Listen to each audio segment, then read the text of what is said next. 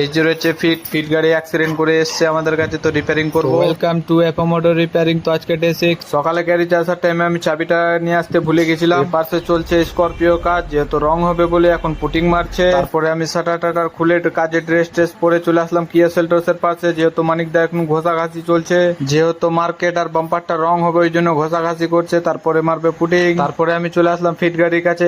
Fit গাড়িটা বন্যাটা খুলতে হবে আমাদেরকে। বন্যাট বাম্পার হেডলাইট এগুলো সবটা আমাদেরকে সামনের শো যতটা থাকে সব খুলতে হবে, যেহেতু টাইম মেম্বারটা বসে গেছে। আর বন্যাটটা দেখে আমার মাথা খারাপ।